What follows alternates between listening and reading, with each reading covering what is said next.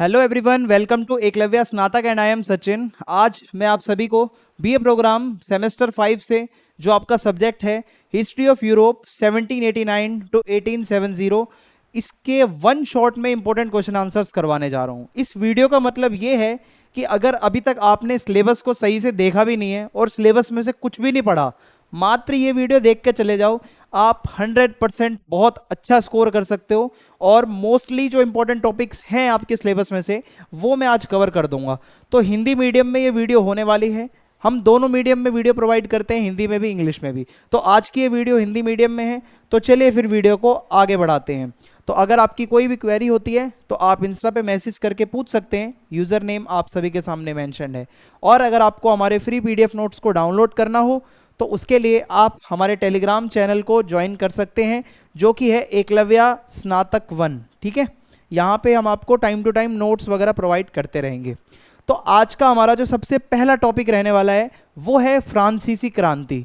फ्रांसीसी क्रांति यानी कि वो क्रांति जो फ्रांस में हुई थी, और कभी ना कभी आपने इसको स्कूल टाइम पे भी ज़रूर पढ़ा होगा। तो फ्रांसीसी क्रांति के बारे में आज हम पढ़ने जा रहे हैं। तो आइए देखते हैं कि फ्रांस आखिर है कहाँ आपके वर्ल्ड मैप पे। तो आपके पीछे दिख रहा होगा, फ्रांस जो है जर्मनी से, बेल्जियम से, स्पेन से, स्वीडन से घिरा हुआ है और यूनाइटेड किंगडम का एक पड़ोसी देश है। तो आपको दिख रहा होगा मैप में बहुत अच्छे से।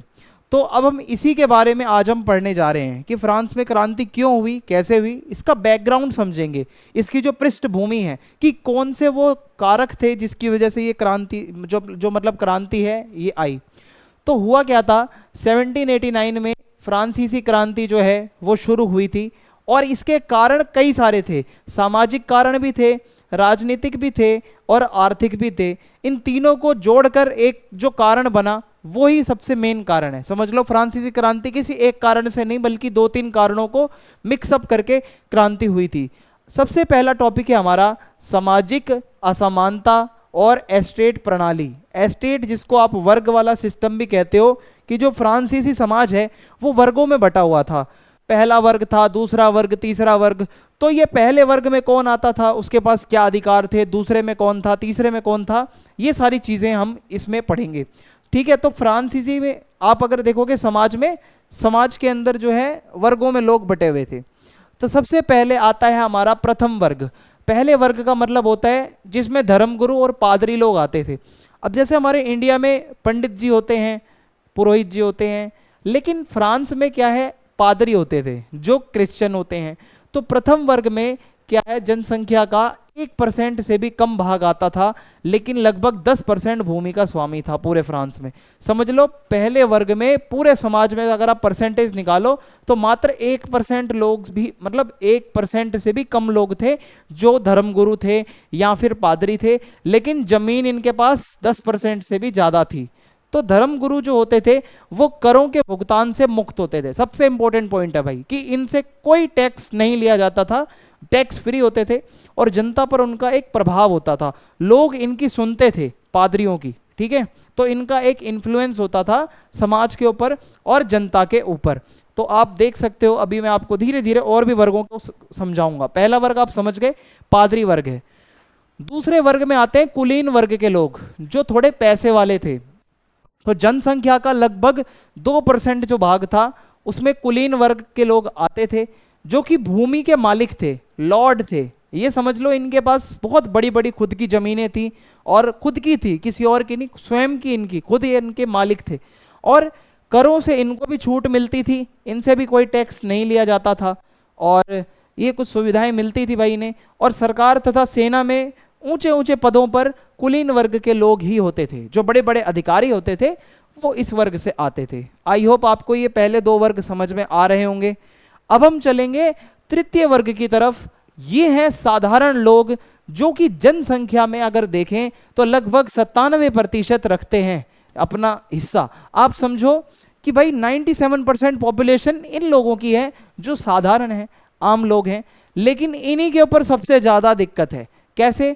ये लोग मजदूर हैं, ये लोग किसान हैं। ये बहुसंख्यक होने के बाद भी इनके पास कोई राजनीतिक शक्ति नहीं थी ज़्यादा, कर इनसे लिए जाते थे, टैक्स के बोझ के तले यही दबे हुए थे बेचारे। तो सिर्फ ये पॉपुलेशन में ज़्यादा थे, बाकी इनके साथ बहुत ज़्यादा शोषण होता था। अब हम देखेंगे आर्थिक संकट। पहले तो हमने सामाजिक बैकग्राउंड समझ लिया कि भाई फ्रांसीसी समाज में जो है वो भेदभाव चल रहा था। अब आर्थिक संकट कैसे, देखो भाई, वित्तीय कुप्रबंधन यानी कि पैसे से रिलेटेड जो मैनेजमेंट होता है वो अच्छा नहीं चल रहा था फ्रांस में, और लोन बहुत ज़्यादा था। कैसे कि भाई फ्रांस आर्थिक रूप से कमज़ोर होता जा रहा था, क्योंकि इसके पीछे कारण क्या है वो मैं आपको बताता हूँ। राजशाही द्वारा अत्यधिक खर्च। जो फ्रांस के राजा हैं जिनका नाम है लुई 14 और लुई 15, ये जो है इन्होंने बड़े बड़े महल बनवाए अपनी विलासिता, अपनी लग्जरी के लिए। इन्होंने फ्रांस को कर्जे में डालकर अपनी लग्जरी को पूरा किया, अपने जो शौक होते हैं, अपने जो ऐशो आराम होते हैं उसके ऊपर काम किया। जिससे हुआ क्या कि फ्रांस के ऊपर ऋण यानी कि जो लोन है वो बढ़ता चला गया। अब राजा भाई अपने लिए सब कुछ कर रहा है। फिर आता है महंगे युद्ध लड़ना। कैसे, 7 वर्षों तक एक युद्ध चला 1756 से 1763 में, और अमेरिका का स्वतंत्रता संग्राम जो कि 1775 से लेकर 1783 तक चला, इसमें फ्रांस भी शामिल हो गया जाके। अगर आप युद्ध में शामिल होते हो तो याद रखना आपको भी आर्थिक संकट का सामना करना पड़ सकता है, क्योंकि भाई पैसा बहुत लगता है युद्ध में, और ये जो युद्ध हुए ये बहुत खर्चीले थे, और इनके कारण फ्रांस लोन ले रहा था बार बार और ऋण के तले दब गया था जो फ्रांस था। और इसकी वजह से क्या हुआ कि भाई दबाव आ गया आर्थिक रूप से फ्रांस के ऊपर। फिर आता है अप्रभावी कर प्रणाली। जो टैक्स लेने का सिस्टम था वो ज़्यादा इफेक्टिव नहीं था। क्यों? क्योंकि भाई कर प्रणाली बहुत ज़्यादा प्रतिगामी थी, यानी कि उतनी ज़्यादा अच्छी नहीं थी। होता क्या था, जो तीसरे वर्ग के लोग होते थे, तृतीय एस्टेट यानी कि जो तीसरा वर्ग था, जो आम लोग हैं, जो कॉमनर्स हैं, उनको करों का भुगतान करना पड़ता था। जिसमें एक तो यहाँ पे टेले नाम से एक कर होता था जो कि भूमि का कर होता था, और गाबेल नाम से कर होता था जो नमक पे भी कर लगाया जाता था। सो जो छोटी छोटी चीज़ों को लेकर भी कर लगा रहे हो, तो जबकि विशेष अधिकार जो प्राप्त लोग होते थे, कुलीन वर्ग वाले हैं या पादरी वर्ग के लोग हैं, उनको तो यार कुछ भी टैक्स नहीं देना पड़ता था, वो बिल्कुल टैक्स फ्री जिंदगी जी रहे थे। लेकिन जो गरीब लोग हैं बेचारे, जो तीसरे वर्ग में लोग आते थे, उनसे तरह तरह के टैक्स लिए जाते थे। तो इस बोझ ने क्या हुआ, निचले वर्गों को बहुत ज़्यादा कठिनाई में और परेशानियों में डाल दिया। फिर आता है मुद्रास्फीति और रोटी की कीमतें। अब होता क्या है, इन्फ्लेशन आपने अगर नाम सुना हो तो 1780 के दशक के अंत में हुआ क्या, कई खराब फसलों के कारण खाद्य संकट आया। अब जब फसल अच्छी नहीं होगी तो खाद्य संकट तो आएगा और मुद्रास्फीति बढ़ जाएगी, महंगाई बढ़ जाएगी। हुआ क्या, फ्रांसीसी आहार, जो फ्रांस के लोग थे वो ज़्यादातर क्या खाते थे, ब्रेड रोटी उनकी चलती थी, ठीक है, वो ब्रेड खाते थे, पाव जिसको कहते हैं, ठीक है, वो उनके वहाँ पे चलता था। तो वो जो है बहुत महंगी हो गई जो उनका बेसिक आहार है। अब हम नॉर्थ इंडिया के लोग ज़्यादातर क्या खाते हैं, गेहूं वाली रोटी खाते हैं। अगर मान लो वो गेहूं इतना महंगा हो जाए, आप उसको अफोर्ड ना कर पाओ, तो आपको कितना गुस्सा आएगा। तो इससे बहुत ज़्यादा भुखमरी फैल गई, आक्रोश फैल गया, जनता के अंदर गुस्सा भर गया। अब यहाँ पे एक अगला टॉपिक आता है प्रबोधन के विचार। एनलाइटेनमेंट का एक टाइम आता है जिस टाइम पे पुनर्जागरण चल रहा था इटली में। तो प्रबोधन के टाइम पे क्या होता है, कुछ विचारक हुए, कुछ दार्शनिक लोग आए, फिलोसफर्स हुए, जिन्होंने कुछ अपनी थ्योरीज दी। जैसे कि आप अगर देखो, प्रबोधन जो है वो एक बौद्धिक आंदोलन था, यानी कि ये एक ऐसा आंदोलन है जिसमें जो यूरोप के जो लोग हैं वो जाग रहे थे और उनका जो ज्ञान है वो ज़्यादा से ज़्यादा फैल रहा था। तो ऐसे में होता क्या है कि इस प्रबोधन के टाइम पर, जिस टाइम पर पुनर्जागरण चल रहा था, स्वतंत्रता, समानता, लोकतंत्र जैसे विचार आने लगे। तो लोगों के अंदर जब लोगों ने इन विचारों को पढ़ा कि भाई स्वतंत्रता ऐसी होती है, समानता ऐसी होती है, लोकतंत्र में ये सब भी होता है, तो इससे फ्रांस के अंदर लोगों में क्रांति की भावना और ज़्यादा बढ़ गई। क्योंकि अभी तक तो लोगों को पता नहीं था कि भाई कैसे अपने हक की आवाज़ रखनी है, लेकिन जब ये विचारकों ने अपने विचार दिए तो लोगों के अंदर भी और डबल जोश भर गया। कौन कौन से विचारक थे, एक तो है जॉन लॉक। इन्होंने जीवन, स्वतंत्रता और संपत्ति जैसे कुछ प्राकृतिक अधिकारों के बारे में बताया कि भाई जीना सबका अधिकार है, संपत्ति होना सबका अधिकार है और स्वतंत्र रहना सबका अधिकार है। तो ये जॉन लॉक ने बताया। वोल्टेयर नाम से एक और बहुत बड़े दार्शनिक हुए। ये कहते हैं, कैथोलिक चर्च की आलोचना करते हैं और अभिव्यक्ति तथा धर्म की स्वतंत्रता का ये समर्थन करते थे कि भाई हर किसी को बोलने की आज़ादी होनी चाहिए। अभिव्यक्ति का मतलब होता है अपने आप को एक्सप्रेस करना, तो आप बोल पाओ, ये आज़ादी लोगों के पास होनी चाहिए। ये इन्होंने अपने विचारों में लिखा। फिर उसके बाद मॉन्टेस्क्यू नाम से एक दार्शनिक आते हैं जो कि तानाशाही रोकने के लिए सरकार में शक्तियों का विभाजन करने के बारे में एक सजेशन देते हैं कि अगर सरकार की शक्तियों को आप बांट दोगे, जैसे कि मान लो केंद्र सरकार, राज्य सरकार, स्थानीय सरकार, तो शक्ति जो है वो डिवाइड हो जाएगी, एक बंदे के पास नहीं रहेगी। एक बंदे के पास शक्तियां रहेंगी ना तो होगा क्या, तानाशाही होगी। फिर आते हैं जीन जैक्स रूसो, शॉर्ट में इनको रूसो नाम से भी जाना जाता है। तो रूसो ने क्या बोला था कि भाई प्रत्यक्ष लोकतंत्र होना चाहिए, जनता जाए और वोट डाल के आए और उसके बाद सरकार बने। तो इसमें ये जनता के लिए आवाज उठाते हैं। तो ये कुछ विचारक हैं जिन्होंने अपनी बातें रखी। और भी एक कारण है कमजोर राजशाही और नेतृत्व। फ्रांस का जो राजा था वो बहुत ज्यादा कमजोर था। राजा जो था लुई 16वां, वो बिल्कुल सक्षम नहीं था भाई फ्रांस को संभालने के लिए। लुई 16वां जो था, जिन्होंने 1774 और 1792 तक शासन किया, वो एक कमजोर राजा माना जाता है और वो बिल्कुल भी निर्णय अच्छे नहीं लेता था। और इसके अलावा फ्रांस ने जितनी भी समस्याओं का सामना करा, जो वित्तीय समस्याएं थी, फाइनेंशियल प्रॉब्लम्स में फ्रांस फंसा हुआ था, उसमें ये बंदा कुछ भी नहीं कर पाया। तो वो विफल रहा, फेल हो गया। और हुआ क्या, सुधारों का विरोध किया इसने और अलोकप्रिय मंत्रियों पर उनकी निर्भरता, यानी कि जिनको जनता पसंद नहीं करती थी उनको तो ये मंत्री बना देता था। तो समझ रहे हो, ये बिल्कुल जनता में आक्रोश था कि भाई ये बिल्कुल नहीं चलेगा ऐसा राजा। जैसे कि यहाँ पे लिखा है सुधारों में अवरोध। लुई 16वें ने कुछ वित्तीय सुधारों का प्रयास किया, यानी कि ये चाहता था थोड़ा बहुत सुधार लाऊं फ्रांस के अंदर, जैसा कि उनके वित्त मंत्री जैक्स नेकर द्वारा प्रस्तावित सुधार। तो हालांकि इन सुधारों को अक्सर कुलीन वर्ग और धर्म गुरुओं ने अवरुद्ध कर दिया, जो अपने विशेषाधिकार छोड़ने के लिए तैयार नहीं थे। तो इसने जो अपना सजेशन दिया कि भाई ये चीज़ें मैं बदलाव करना चाहता हूँ, तो हुआ क्या, कुछ कुलीन वर्ग के लोगों ने और धर्म गुरुओं ने इसके विचारों का खंडन कर दिया कि भाई नहीं, अपना आइडिया अपने पास रख, हमें ये सब नहीं चाहिए। अब यहाँ पे एक नाम इनका आता है मैरी एंटोनेट। ये लुई 16वें की पत्नी थी। तो भाई ये एक रानी थी, राजा की पत्नी थी, जिसका नाम था मैरी एंटोनेट। वो बहुत ज़्यादा खर्च करती थी अपने ऊपर, अपनी लग्जरी के ऊपर, लोगों के बारे में कुछ नहीं सोचती थी वो, और जनता इनको बिल्कुल पसंद नहीं करती थी।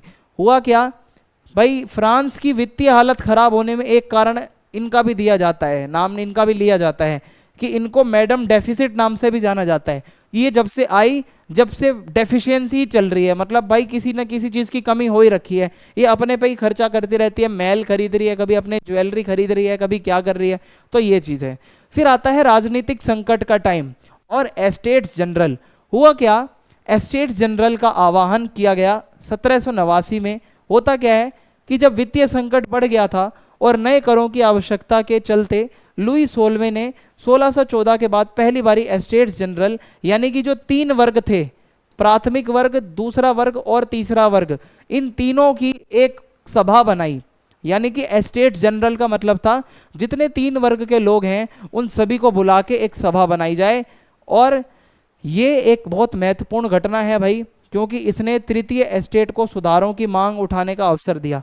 क्योंकि अभी तक जो तीसरे वर्ग के लोग थे उनकी आवाज़ ज़्यादा सुनी नहीं जाती थी ना, तो अब जब ये एस्टेट जनरल बना तो एक अधिकार तो इनका भी था अपनी आवाज़ रखने का, अपनी बात रखने का। तो ये बात है। तो जो एस्टेट जनरल है वो कुछ इस तरीके से होती थी, जहाँ पर तीनों वर्ग के लोग आते थे और अपनी बातें रखते थे, जो भी उनकी समस्याएं होती थी। आगे बढ़ते हैं। मतदान को लेकर विवाद। अब जब एस्टेट जनरल बना तो मतदान को लेकर एक बहुत बड़ा इशू बन गया। क्यों हुआ ऐसा कि वोटिंग का तरीका विवाद, एक बहुत ज़्यादा विवादास्पद था। कैसे कि भाई होता क्या था, प्रत्येक एस्टेट एक समूह के रूप में वोट करता था, जिसमें हर एस्टेट को एक मत मिलता था। मान लो ये है प्रथम वर्ग, यानी कि जो आपका पहला वर्ग है, ये है आपका दूसरा वर्ग, ठीक है, और ये है तीसरा वर्ग। तीसरे वर्ग में आपको पता है कौन है, आम आदमी है। तो तीसरे वर्ग के सभी लोगों को वोट डालने का अधिकार नहीं था। हर वर्ग का एक वोट गिना जाएगा। मान लो कोई कानून बनना है तो मेजोरिटी कैसे होगी, मान लो पहले और दूसरे वर्ग वाले तो आपस में जुड़े हुए थे भाई, है ना। तो ये लोग क्या करते थे, हमेशा मेजोरिटी में रहते थे। 2 वोट इनके चले जाते थे और 1 वोट से इनका कुछ नहीं होता था, मेजोरिटी में आते ही नहीं थे। तो ये एक समस्या का कारण रहा। ठीक है। तो हर किसी को एक एक वोट का अधिकार था वर्ग के हिसाब से। प्राथमिक वर्ग एक वोट डालेगा, दूसरा वर्ग एक वोट डालेगा, तीसरा वर्ग भी एक वोट डालेगा। तो कोई भी मुद्दा होगा तो पहला दूसरा वर्ग तो आपस में जुड़ा हुआ है भाई, वो एक दूसरे के सपोर्टर्स हैं, तो वो तो मेजोरिटी ले जाएंगे। तो ये सारी प्रॉब्लम थी। ओके, तो तृतीय एस्टेट ने बोला एक व्यक्ति का एक वोट होना चाहिए, ये नहीं पूरे वर्ग का एक वोट, ठीक है, एक व्यक्ति एक वोट होना चाहिए, और ये मांग करी, ठीक है, इन्होंने अपनी बात रखी। सुधार लाने में विफलता, हुआ क्या, एस्टेट जनरल द्वारा तृतीय एस्टेट की चिंताओं का समाधान करने में विफल रहने के कारण, यानी कि जो एस्टेट जनरल एक असेंबली बनाई गई, एक सभा बनाई गई, वो तृतीय स्टेट वाले जो लोग थे, जो तीसरे वर्ग के लोग थे, उनकी समस्याओं का समाधान नहीं कर पाने के कारण हुआ क्या कि भाई एक और सभा बनाई गई जिसका नाम था राष्ट्रीय सभा, नेशनल असेंबली। और ये क्यों बनाई गई कि भाई अब लोग जो है परेशान हो गए थे, वो कह रहे थे अब हमें क्रांति करनी पड़ेगी।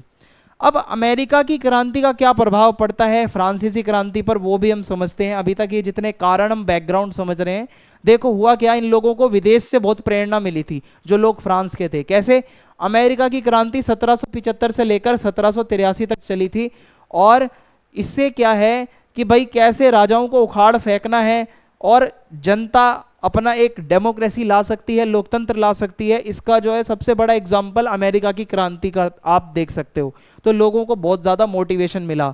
कई फ्रांसीसी सैनिकों ने, जिनमें लफायट भी शामिल थे, उन्होंने अमेरिकी क्रांति में लड़ाई लड़ी, यानी कि फ्रांस के कई ऐसे सैनिक थे जो अमेरिकी क्रांति में लड़ाई लड़ रहे थे और स्वतंत्रता और लोकतंत्र के सिद्धांतों से प्रभावित थे। यानी कि लोग चाहते थे हमें आज़ादी मिले, हमें स्वतंत्रता मिले, हमें लोकतंत्र मिले अपने देश में। अमेरिकी समर्थन का वित्तीय प्रभाव, होता क्या है, जब फ्रांस के लोगों ने अमेरिका का समर्थन किया क्रांति के समय, तो अमेरिकी क्रांति में फ्रांस की भागीदारी ने उसके वित्तीय संकट को और गहरा कर दिया। एक तो आप पहले ही गरीब चल रहे हो भाई, समस्या चल रही है, फिर आप दूसरे बंदे के क्रांति में जाके आप उसको सपोर्ट कर रहे हो। हुआ क्या, सरकार ने अमेरिकी प्रयासों के लिए बड़ी धनराशि प्रदान करी, यानी कि अमेरिका के लिए धनराशि फ्रांस दे रहा है, जिससे देश का ऋण और बढ़ गया। अब भाई आप खुद लोन में चल रहे हो और दूसरे देश को आप मदद कर रहे हो पैसों की, तो ऐसे तो आपका और सिस्टम खराब ही हो जाएगा ना। जबकि आप आंतरिक समस्याओं का आप समाधान नहीं कर रहे हो, इंटरनल आपके खुद लड़ाइयाँ चल रही हैं, आप जाके अमेरिका की मदद कर रहे हो। तो इससे वित्तीय स्थिति और बिगड़ गई, फाइनेंशियल हालत और खराब हो गई, और अब लोगों के अंदर और ज़्यादा आक्रोश की भावना आने लगी। तो यहाँ तक आई होप आपको समझ में आया होगा।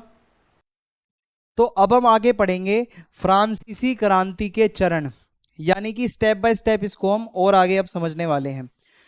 तो देखिए भाई, सबसे पहले आता है मध्यम चरण, 1789 से 1792। हुआ क्या, फ्रांस के जो लोग थे वो राजा, करों और भोजन की कमी से बहुत असंतुष्ट थे।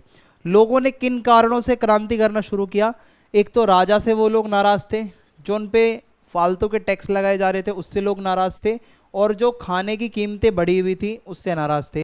उन्होंने क्या करा, बास्तील जेल जो शाही सत्ता का प्रतीक था उस पर कब्जा कर लिया, यानी कि बास्तील नाम से जो एक किला था या जेल था, उसके ऊपर उन्होंने फ्रांस के जितने भी लोग थे, समाज के लोग थे, वो चले गए और उस पर कब्जा कर लिया, और अधिक अधिकारों और समानता के लिए नए कानून बनाए। यानी कि वो चाहते थे कि हमारे अधिकार और ज़्यादा हों, हमें समानता मिले। तो फ्रांस एक संवैधानिक राजतंत्र बन गया, यानी कि अब राजा तो होगा लेकिन राजा संविधान से चलेगा। तो जिसका मतलब था कि राजा की शक्ति कम हो गई, जो पहले राजा मनमर्जी से काम करता था वो अब नहीं कर सकता था, और लोगों की सरकार में अधिक भागीदारी हो गई। यानी कि जब संविधान बना तो राजा थोड़ा कंट्रोल में आ गया। फिर आता है कट्टरपंथी चरण, 1792 से 1794। जब क्रांति और ज़्यादा तीव्र हो गई तो लोगों ने राजा से पूरी तरीके से छुटकारा पाने का निर्णय ले लिया। लोगों ने सोच लिया अब भाई इसका काम खत्म करते हैं। उन्होंने एक गणराज्य, यानी कि जिसमें राजा नहीं होता, उसकी स्थापना करी। यानी कि एक गणराज्य के लिए अब ये लोग इकट्ठा हुए कि अब हमें राजतंत्र नहीं चाहिए, हमें चाहिए लोगों का शासन। तो जो राजा था लुई 16वां और रानी मैरी एंटोनेट, उसको मृत्यु दंड दिया गया। तो ऐसा भी हुआ, मतलब लोग इतने कट्टरपंथी हो गए थे कि बहुत ज़्यादा हालत ख़राब हो गई। तो इस चरण में जो भी क्रांति के खिलाफ था उसे दंडित किया गया। जो भी उनको रोक रहा था क्रांति करने से, वो लोग बिल्कुल एकदम गुस्से में थे, और कई लोगों को आतंक के शासन के दौरान मृत्यु दंड दिया गया। यानी कि ये जो टाइम था 1792 से 94 का, बहुत खून खराबा हुआ, बहुत ज़्यादा खून खराबा हुआ। फिर यहाँ पे अगला जो टॉपिक है वो है थर्मीडोरियाई प्रतिक्रिया 1794 से 95। हुआ क्या, लोग हिंसा से थक चुके थे, लोग तोड़फोड़ करके मारपीट करके थक गए थे, तो आतंक के शासन के नेता रोबेस्पियर को गिरफ्तार कर लिया गया और मृत्यु दंड उसको दे दिया गया। यानी कि जो एक ऐसा नेता, रोबेस्पियर का नाम अगर आपने सुना है, जो कि था, उसको गिरफ्तार कर लिया गया और उसको मृत्यु दंड दे दिया गया। और ये जो चरण था 1794 से 95 का, इसमें जो हिंसा थी वो थोड़ी कम हो गई, जिससे थोड़ी सी शांति आई। ठीक है, हुआ क्या, जो इतनी ज़्यादा हिंसा हो रही थी वो थोड़ी सी अब कम हुई। फिर है डायरेक्टरी 1795 से 1799। 5 नेताओं का एक समूह था जिसको डायरेक्टरी कहा जाता था। डायरेक्टरी का मतलब होता है 5 बहुत इंपॉर्टेंट नेताओं का एक ग्रुप, जिन्होंने सत्ता को संभाला फ्रांस में, लेकिन वो बहुत प्रभावी नहीं थे। तो फ्रांस में अब भी भ्रष्टाचार था, आर्थिक समस्याएं अभी भी चल रही थी, कोई सॉल्यूशन नहीं हो रहा था। तो इस समय के दौरान नेपोलियन बोनापार्ट, एक लोकप्रिय जनरल, ने शक्ति हासिल करी और जल्द ही फ्रांस पर नियंत्रण कर लिया। नेपोलियन बोनापार्ट एक वो आदमी था जिसने हालात को परखते हुए बहुत जल्द ही ये थोड़ा सा फेमस हो गया और सत्ता इसने संभाल ली फ्रांस की। अब हम आगे समझेंगे वियना सम्मेलन या वियना की संधि क्या थी। ये आपका टॉपिक आ सकता है भाई, चाहे शॉर्ट नोट्स में आए चाहे लॉन्ग में आए। वियना आपको पता होना चाहिए, वियना है किधर। तो इटली और जर्मनी के बीच एक देश है ऑस्ट्रिया, ऑस्ट्रिया के अंदर आता है वियना। और वियना की संधि क्या थी, बहुत इंपॉर्टेंट है, फ्रांसीसी क्रांति से जोड़ के अगर आप इसको पढ़ रहे हो तो। होता क्या है, वियना की संधि, वियना का सम्मेलन 1814 से 1815 में हुआ था। ये एक बहुत बड़ा सम्मेलन था जो ऑस्ट्रिया देश के वियना में आयोजित किया गया था, वियना नाम की जगह पे। इसका उद्देश्य था नेपोलियन युद्धों में नेपोलियन की हार के बाद यूरोप का पुनर्गठन करना। जब नेपोलियन ने जितने भी युद्ध लड़े थे, सब कुछ शांत हो गया था, नेपोलियन खुद भी जब सब कुछ खत्म हो चुका था, तो अब आगे कोई ऐसा नेपोलियन जैसा बंदा ना आए और फ्रांस के अंदर एक शांति बने रहे, यूरोप में भी पूरा एक शांति बनी रहे, तो उसके लिए ये संधि करवाई गई थी। तो इसमें उस समय की सभी प्रमुख यूरोपीय शक्तियों ने भाग लिया था, जो भी बड़े बड़े देश थे यूरोप के, वो सभी वियना संधि में आए हुए थे। तो वियना संधि में हुआ क्या, यूरोप में लगभग 25 वर्षों के लगातार युद्धों के बाद ये हुआ जो नेपोलियन की हार पर समाप्त हुआ। 25 वर्षों तक युद्ध चल रहे थे छोटे मोटे, और फाइनली ये सारे युद्ध खत्म हुए नेपोलियन की हार के बाद। ठीक है, और इसका मुख्य उद्देश्य था यूरोप के अंदर क्या है कि भाई यूरोप को देशों में डिवाइड कर दो। ठीक है, कि भाई ये ऑस्ट्रिया रहेगा, ये जर्मनी रहेगा, ये इटली रहेगा, हर कोई अपना शांति से चला है। ये नहीं एक राजा आ रहा है वो पूरा का पूरा संभाल रहा है, कोई तानाशाह आ रहा है, कोई नेपोलियन आ रहा है, ऐसा आगे ना हो, एक संतुलन बने और एक स्थिरता, भविष्य में चल के भी कोई ऐसा गलत काम ना हो। इसके लिए वियना को, मतलब वियना के अंदर ये संधि को करवाया गया था। तो वियना सम्मेलन या वियना संधि का उद्देश्य सबसे पहला तो यही था, शक्ति संतुलन बनाना, कि भाई सबसे महत्वपूर्ण लक्ष्य था यूरोप में एक शक्ति संतुलन बने। क्योंकि देखो, शक्ति संतुलन का मतलब होता है अगर यूरोप के अंदर 5, 6, 7, 10 जितने भी देश हैं, उसमें कोई भी एक देश दूसरे से ज़्यादा पावरफुल ना हो, सभी देश इक्वली पावरफुल रहें, कि भविष्य में जिससे किसी देश को किसी से खतरा ना हो, कोई भी राष्ट्र अन्य देशों पर कभी अपना कब्जा ना जमा सके, जैसा कि नेपोलियन के अधीन फ्रांस ने किया था। फ्रांस ने बहुत तंग किया था भाई लोगों को, आस पड़ोस में नेपोलियन का जब शासन था तो उसने बहुत तंग किया था। राजशाहियों की बहाली, अब यहाँ पे हुआ क्या, नेपोलियन द्वारा हटाई गई कई शासक राजवंशों को उनके सिंहासन पर पुनः स्थापित किया गया। जैसे फ्रांस में बोर्बन राजवंश, जब नेपोलियन वगैरह सब खत्म हो चुके थे और वियना की संधि हुई, तो ये बात आई कि भाई जो राजतंत्र है उसको वापस लाओ, जो राजा थे जिनको हटा दिया गया था गद्दी से उनको वापस बनाओ। तो फ्रांस में बर्बन राजवंश जो है वो वापस आ जाता है। फिर है क्षेत्रीय पुनर्वितरण। हुआ क्या कि भाई शक्ति संतुलन बनाए रखने के लिए क्षेत्रों को पुनः आकार देकर पुनः वितरित किया गया, कि भाई यूरोप अगर इतना बड़ा है, कौन सा क्षेत्र किस देश में आएगा, कौन सा क्षेत्र किस देश का है, कौन सा किस देश का है, तो ये पुनर्वितरण दोबारा किया गया। उदाहरण के लिए एग्जाम्पल भी बताता हूँ आपको, कंफ्यूज होने की जरूरत नहीं है। पोलैंड को रूस, प्रशिया और ऑस्ट्रिया के बीच विभाजित कर दिया गया। यानी कि जो पोलैंड था, पोलैंड को रूस, प्रशिया और ऑस्ट्रिया के बीच विभाजित कर दिया गया, और बेल्जियम और हॉलैंड का विलय करके नीदरलैंड साम्राज्य का निर्माण किया गया। बेल्जियम, हॉलैंड, इसका कुछ क्षेत्र जो है मिलाकर नीदरलैंड बना दिया गया। तो ऐसा हुआ पुनर्वितरण दोबारा से। फ्रांस का नियंत्रण, देखो फ्रांस को कठोर दंड नहीं दिया गया भाई, तबाही तो फ्रांस ने ही मचाई थी ना सारी नेपोलियन ने, लेकिन भविष्य में उसके आक्रामक रवैये को रोकने के लिए उसके पड़ोसी देशों को मजबूत बना दिया गया कि फ्रांस के जितने भी पड़ोसी देश हैं वो मजबूत हों कि कल को फ्रांस किसी के ऊपर जाकर अटैक ना करे जैसा कि नेपोलियन कर रहा था। क्रांतिकारी आंदोलनों को रोकना, हुआ क्या, वियना की संधि में एक उद्देश्य यह भी था कि यथास्थिति बनाए रखना, यानी आगे की कोई समस्याएं पैदा ना हो, और रूढ़िवादी ताकतों को मजबूत करना, जो पुराने जो राजा महाराजा थे उनको वापस लाना, और उदारवादी एवं राष्ट्रवादी आंदोलनों को दबाना। जो लोग अधिकारों की बात कर रहे हैं उनको दबाओ, ठीक है, जो लोग अपने लिए ज़्यादा वैसी भावना ला रहे हैं क्रांति की तो उनको दबाओ, उनको मत सुनो, ऐसा था इसका उद्देश्य। मुख्य विशेषताएं और समझ लेते हैं भाई, इसके बारे में और डिटेल है मेरे पास। हुआ क्या, सम्मेलन में नेपोलियन द्वारा हटाए गए राजाओं और रानियों को पुनः सत्ता में लाया दिया, मतलब इस संधि के बाद ये डिसाइड हुआ कि जिनको भी नेपोलियन ने हटाया था उनको वापस से राजा बना दो। और उसके बाद है शक्ति संतुलन, ये मैंने आपको बता ही दिया है कि भाई ये सुनिश्चित करना चाहते थे कि कोई भी देश जैसे फ्रांस जो है वो इतना शक्तिशाली ना हो जाए कि वो आस पड़ोस वालों के ऊपर इन्फ्लुएंस जमाने लगे अपना। तो इसके लिए हुआ क्या कि जब यूरोप को पुनर्वितरित किया गया उसकी भूमि को, तो फ्रांस के आसपास ऐसे देशों को रखा गया जो कि बहुत ज़्यादा पावरफुल थे। फिर है क्षेत्रीय परिवर्तन, हुआ क्या कि भाई ऑस्ट्रिया को उत्तरी इटली पर अधिक नियंत्रण मिला, यानी कि कुछ हिस्सा जो था वो इसका ऑस्ट्रिया में आ गया। रूस को पोलैंड का एक हिस्सा प्राप्त हो गया भाई। प्रशिया ने जर्मनी में नए क्षेत्रों पर अधिकार प्राप्त कर लिया। ब्रिटेन ने अपनी विदेशी उपनिवेशों और प्रमुख बंदरगाहों को अपने पास बनाए रखा, यानी कि सभी देशों ने कुछ ना कुछ अपने पास रख लिया। फ्रांस का नियंत्रण, अब हम फ्रांस को समझते हैं। फ्रांस को बहुत कठोर दंड नहीं दिया गया, लेकिन उसकी सीमाओं को घटा दिया गया। उसके चारों ओर जो कुछ क्षेत्र थे वो कम कर दिए गए, ठीक है, और उसके चारों ओर मजबूत देशों को स्थापित किया गया ताकि भविष्य में फ्रांस किसी के लिए खतरा ना बने। फ्रांस को कंट्रोल करना बहुत इंपॉर्टेंट था। और यही है कि भाई जो लोग आवाज़ उठाना चाहते थे, क्रांति करना चाहते थे, उनको दबाओ, उनको उनकी कोई बात मत सुनो। फिर है कंसर्ट ऑफ यूरोप, इसका मतलब है ये एक प्रमुख शक्तियां जैसे ऑस्ट्रिया, प्रशिया, रूस, ब्रिटेन और फ्रांस के बीच एक समझौता था जिसके तहत वे किसी भी विवाद को शांति से हल करने और यूरोप में स्थिरता बनाए रखने के लिए एक साथ काम करने पर सहमत हुए। जो उस टाइम के बड़ी बड़ी कुछ शक्तियां थी जैसे ब्रिटेन है, प्रशिया है, रूस है, इन्होंने एक समझौता करा कि भाई हम मिलकर एक दूसरे के साथ रहेंगे कि भविष्य में कोई समस्या ना आए, इसी को कॉन्सर्ट ऑफ यूरोप कहते हैं।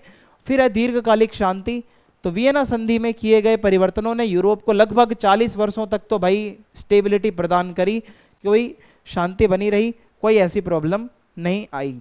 तो ये था हमारा फ्रांसीसी क्रांति का टॉपिक। अब हम अपना अगला टॉपिक स्टार्ट करते हैं, अगला क्वेश्चन। तो अब जो हमारा अगला क्वेश्चन है वो है 19वीं सदी की शुरुआत में यूरोप में हुए प्रमुख सामाजिक आर्थिक परिवर्तनों का वर्णन करें, यानी कि 19वीं सदी की शुरुआत में यूरोप में क्या क्या परिवर्तन हुए, और चर्चा करें कि इन परिवर्तनों ने श्रमिक आंदोलनों के उदय में कैसे योगदान दिया, कि इस वजह मतलब इनके कारण कैसे श्रमिकों ने आंदोलन करने शुरू करे। तो देखो होता क्या है, 19वीं सदी की शुरुआत में यूरोप के अंदर औद्योगिकरण के कारण बड़े सामाजिक आर्थिक परिवर्तन हुए, यानी कि यूरोप में बहुत तेज गति से औद्योगिकरण हो रहा था, फैक्ट्रियां लगाई जा रही थी जिससे लोगों के काम करने और जीने के तरीके में बदलाव आया, लोगों को नया रोजगार मिला, लोग शहरों की तरफ ज़्यादा आने लगे। अब होता क्या है, कुछ मुख्य सामाजिक और आर्थिक परिवर्तन हुए इस टाइम पे जो आज के इस क्वेश्चन में हम डिस्कस करने जा रहे हैं। तो आइए फिर समझते हैं। औद्योगिकरण, तो देखो इंडस्ट्रियलाइजेशन का मतलब है कारखानों ने छोटे कार्यशालाओं और घर के आधारित शिल्प को प्रतिस्थापित करना शुरू किया। मींस जो लोग पहले अपने घर के लेवल पर सामान बनाते थे, अब औद्योगिकरण होने के कारण बड़ी बड़ी फैक्ट्रियों में वो सामान बनाए जाने लगा, जिससे वो जो छोटे छोटे जो आप कह सकते हो उद्योग थे वो रिप्लेस हो गए बड़ी बड़ी फैक्ट्रीज से। मशीनों ने उत्पादन को तेज कर दिया।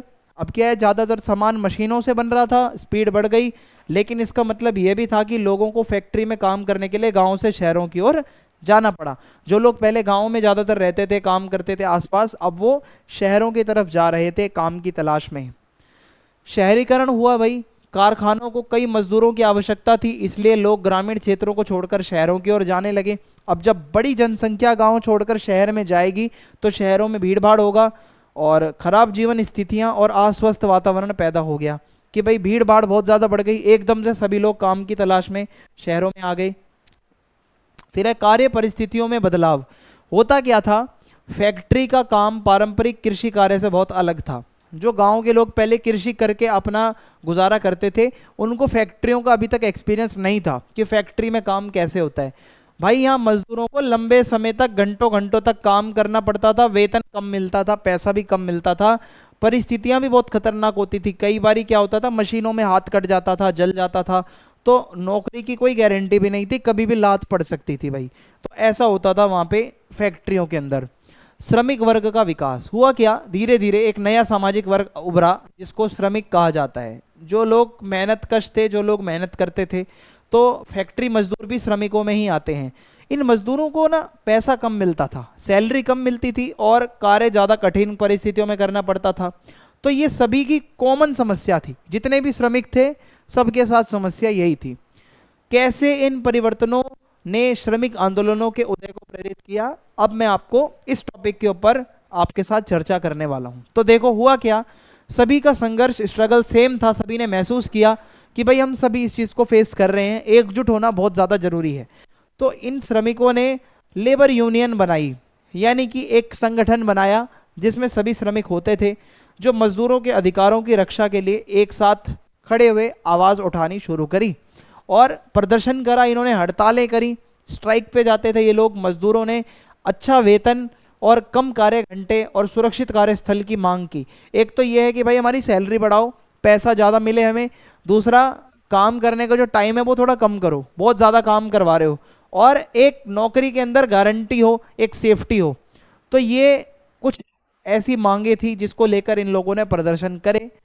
फिर राजनीतिक जागरूकता।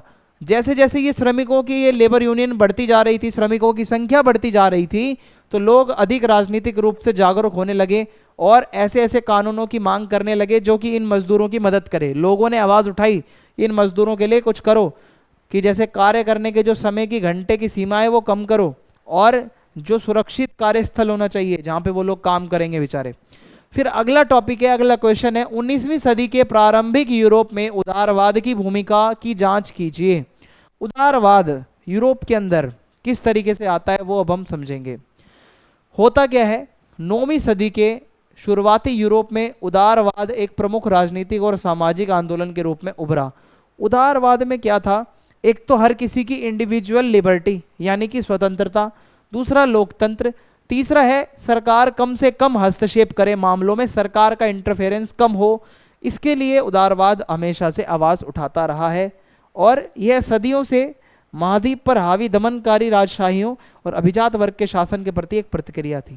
अब इसका मतलब है जो यूरोपीय महाद्वीप है उसमें जो इतने सालों तक जो राजाओं ने शासन किया, जो अभिजात वर्ग के लोगों ने, जो लोग सामंत थे, उन्होंने जो तंग किया, जो जनता का खून चूसा, उसके लिए ये एक प्रतिक्रिया थी कि लोग चाहते थे कि उदारवाद आना चाहिए और उदारवाद का विचार पैदा हुआ।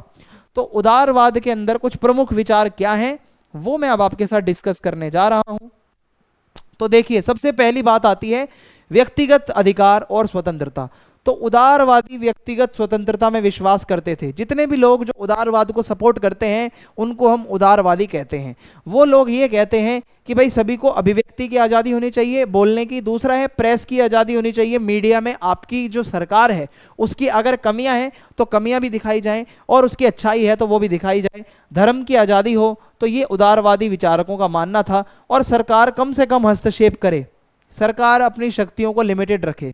कानून के समक्ष समानता होना, यानी कि जो कुलीन और राजा लोग हैं उनको जो एक विशेष अधिकार मिला था, उदारवाद उसके खिलाफ है। विशेष अधिकार, स्पेशल ट्रीटमेंट किसी को भी ना मिले, सभी को इक्वल समझो, कानून के बराबर सब, मतलब कानून के आगे सब बराबर, चाहे अमीर हो गरीब हो, चाहे किसान हो चाहे राजा हो, कानून इज कानून फॉर एवरीवन। फिर है प्रतिनिधि सरकार, यानी कि सरकार का ऐसा रूप होना जहां लोकतंत्र हो। उदारवादी ये कहते हैं कि भाई जनता की बातों को सुना, मतलब सुनकर अनदेखा ना करे, ऐसी सरकार हो। यानी कि इसका अर्थ था संवैधानिक राजतंत्र या गणराज्य हो, यानी कि एक राजा अपने मन की ना चलाए। अगर राजतंत्र भी है तो वो संवैधानिक हो, मीन्स वो एक कानून से चलाए, जहां नागरिकों के ही चुने हुए प्रतिनिधियों को वहां पे शासन करने का मौका मिले। सिंपल सी बात है, लोकतंत्र को सपोर्ट करती है विचारधारा। फिर है मुक्त बाजार अर्थव्यवस्था। उदारवादी लोग ये कहते हैं आर्थिक रूप से पूंजीवाद को ये लोग सपोर्ट करते हैं, यानी कि हर देश एक दूसरे के साथ व्यापार कर सके, कोई ऐसी इंटरप्शन ना हो, कोई बाधा ना आए। वे व्यापार और व्यवसाय में न्यूनतम सरकारी हस्तक्षेप, यानी कि अगर कोई दो बंदे आपस में व्यापार कर रहे हैं तो सरकार बिल्कुल भी उसमें इंटरफेयर ना करे, ये ऐसा मानते हैं। यूरोप में उदारवाद का प्रभाव क्या पड़ा ये भी मैं आपको बता देता हूं। तो देखिए, फ्रांसीसी क्रांति और नेपोलियन युद्ध। देखो, फ्रांसीसी क्रांति 1789 की स्वतंत्रता, समानता और बंधुत्व जैसे आदर्श नेपोलियन की विजय यात्राओं के दौरान यूरोप में फैल गए। तो एक सेकंड आप इसको अगर देखें, हाँ, तो अगर हम यहाँ पे ये चीज़ नोटिस करें कि फ्रांसीसी क्रांति के दौरान 3 वर्ड आए थे, स्वतंत्रता, समानता और बंधुत्व। ये उदारवाद से ही प्रेरित हैं। ये जो आदर्श हैं, इससे क्या होता है, आप अगर देखोगे कि भाई जैसे नेपोलियन ने कुछ कानून बनाए जिसने उदारवादी विचारों को प्रतिबिंबित करते हुए सामंती विशेष अधिकारों को समाप्त किया, यानी कि जो पहले के जो सामंत होते थे उनके अधिकार, जो स्पेशल अधिकार मिले हुए थे, उस चीज़ को ख़त्म करवाया नेपोलियन ने। तो जो इसने नेपोलियन ने भी कानून बनाए थे वो भी कहीं ना कहीं उदारवाद का ही एक रिफ्लेक्शन है, यानी कि ये आपको देखने को मिलता है कि उदारवाद के विचार फ्रांसीसी क्रांति में भी आपको देखने को मिलेंगे। फिर है वियना की संधि। तो इसमें क्या है, नेपोलियन जब हार गया था तो उसके बाद यूरोपीय शक्तियों ने, जैसे ऑस्ट्रिया, प्रशिया और रूस और ब्रिटेन, इन सभी ने क्या करा था, एक संधि करी थी, वियना का सम्मेलन करा था। और इन्होंने ये एक, मैंने आपको पीछे पढ़ाया था कि ये लोग जो वियना संधि में जितने लोग मौजूद थे वो चाहते थे उदारवाद को दबा दो, क्रांति बिल्कुल नहीं होनी चाहिए, उदारवादियों को बिल्कुल सपोर्ट मत करो। हालांकि उदारवाद के विचार जीवित रहे और आगे भी उदारवाद फला फूला फैला, और आज की डेट में उदारवाद ही सबसे बड़ी विचारधारा है। आप अगर देखोगे, पूंजीवाद, उदारवाद पूरे दुनिया में फैल चुका है ग्लोबलाइजेशन के बाद। 1830 और 1848 में भी कुछ क्रांतियां हुई थी कई यूरोपीय देशों में, तो कई राजाओं के खिलाफ। उदाहरण के लिए फ्रांस 1830 में एक उदारवादी विद्रोह हुआ जहां पे रूढ़िवादी यानी कि पुराने राजाओं को उखाड़ फेंका गया और उसकी जगह एक संवैधानिक राजतंत्र आया। यानी कि कई जगह पर ऐसे आंदोलन हुए, कई जगह राजाओं को हटाया भी गया।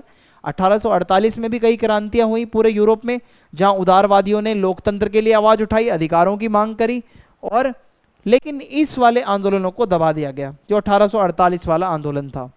समाज का क्या प्रभाव है, मतलब समाज पर क्या प्रभाव है उदारवाद का, अब एक बारी इसको भी हम समझ लेते हैं। तो देखिए, 19वीं सदी की शुरुआत में, ठीक है, उदारवाद ने संविधान, संसद और मध्यम वर्ग के लिए मतदान अधिकार जैसे राजनीतिक सुधारों को बढ़ावा दिया। 19वीं सदी तक आते आते उदारवादियों का मानना था कि भाई एक तो संविधान होना चाहिए, संसद होनी चाहिए जहां पे कानून बनेगा, और जो मध्यम वर्ग के लोग हैं, मिडिल क्लास लोग हैं, उनको भी वोटिंग का अधिकार दो, ठीक है, राजनीतिक अधिकार दो। हालांकि सभी के लिए नहीं, क्योंकि महिलाओं और मजदूर वर्ग के पुरुषों को अक्सर बाहर रखा जाता था। राजनीतिक जो अधिकार थे, वोट डालने का अधिकार, उसमें महिलाओं को बाहर रखा जाता था और जो मजदूरी करते थे लोग उनको बाहर रखा जाता था।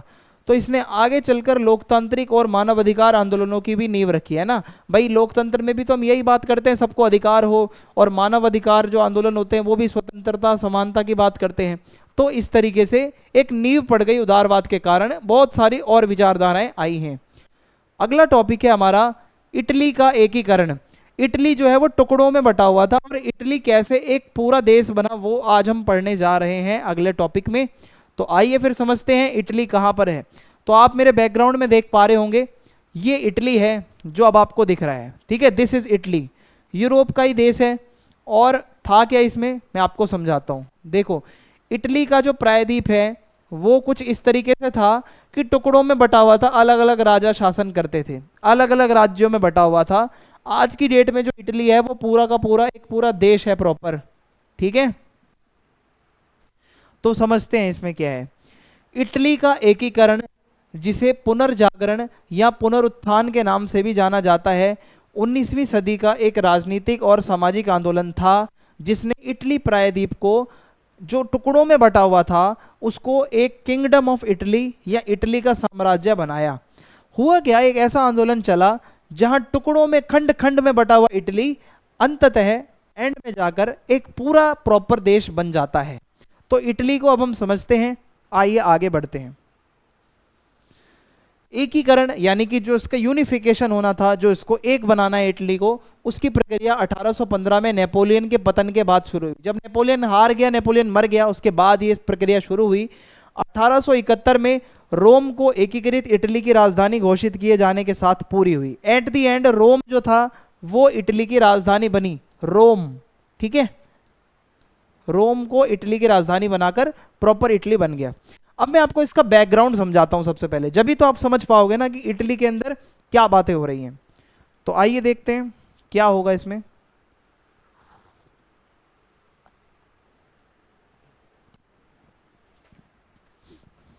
बैकग्राउंड समझते हैं। 1815 में नेपोलियन जब हार गया तो वियना की संधि ने पूर्व नेपोलियन व्यवस्था का अधिकांश हिस्सा बहाल कर दिया। इससे इतालवी प्रायद्वीप खंडित हो गया। हुआ क्या कि हमने वियना की संधि में यह पढ़ा था कि जो पहले के राजवंश थे उनको उनकी जमीनें लौटा दी गई, पुराने राजाओं को शक्तियां वापस दे दी गई, तो इटली जो था वो टुकड़ों में बट गया। इटली के जो पुराने राजा थे वो अपने अपनी जगह शासन करने लगे। उत्तरी इटली पर ऑस्ट्रियाई साम्राज्य का प्रभुत्व था, मध्य इटली पर पोप राज्यों का नियंत्रण था, दक्षिणी इटली में सिसिली और नेपल्स नाम से राज्य थे जो बर्बन राजवंश के अधीन थे, और केवल सरडोनिया या सरडीनिया जो था, जो एरिया है जिसको पिडमोंट भी कहा जाता है, पिडमोंट का राज्य, वो कुछ हद तक स्वतंत्र रहा। पूरे इटली में केवल और केवल ये पिडमोंट नाम से जो था, केवल सरडीनिया का जो राज्य था वो आज़ाद था, बाकी सारे के सारे किसी न किसी के अधीन थे। और बाद में ये एकीकरण का केंद्र बना, यानी कि पिडमोंट से बहुत कुछ आगे होगा, याद रखना ये वर्ड पिडमोंट। देखो आगे क्या है, सांस्कृतिक पुनर्जागरण और प्रारंभिक आंदोलन। 19वीं शताब्दी में होता क्या है, यूरोप के अंदर राष्ट्रवाद और उदारवाद के विचार फैल रहे थे। अभी मैंने पीछे आपको उदारवाद के ऊपर बताया ना कि उदारवादी लोग क्या कहते हैं, लोकतंत्र आए, स्वतंत्रता मिले, हमें समानता मिले, सरकार कम से कम जो है इंटरफेयर करे। उससे क्या है, इटली में एकीकरण के लिए एक ज्वाला लगी कि भाई आग लग गई कि हाँ भाई ये सब विचार सही हैं, होना चाहिए ऐसा। तो एक नाम आता है ज्यूसेप मेज़िनी, ठीक है, नाम याद रखना। एक बहुत प्रमुख ये राष्ट्रवादी इंसान थे।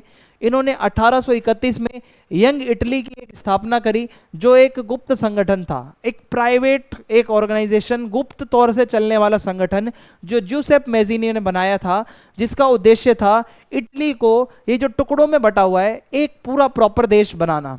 तो ज्यूसेप मेज़िनी जो थे उनके विचार बहुत ज़्यादा इफेक्टिव थे, प्रभावशाली थे, लोगों के ऊपर प्रभाव डालते थे, और लेकिन उनके प्रारंभिक क्रांतिकारी प्रयास असफल रहे। उनके करियर की शुरुआत में उनको बहुत ज़्यादा असफलताओं का सामना करना पड़ा, बट एट द एंड वो कामयाब हुए। देखो सरडोनिया यानी कि सर्डेनिया का राज्य जिसको पिडमोंट कहा जाता है, उसको समझते हैं। तो देखो ये है आपका सर्डेनिया का राज्य, पिडमोंट जो आपको नजर आ रहा है।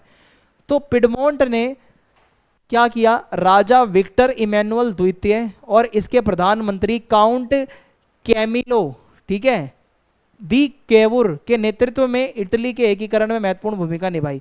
पिडमोंट जो राज्य है ये इटली के एकीकरण में बहुत ज़्यादा इंपॉर्टेंट है।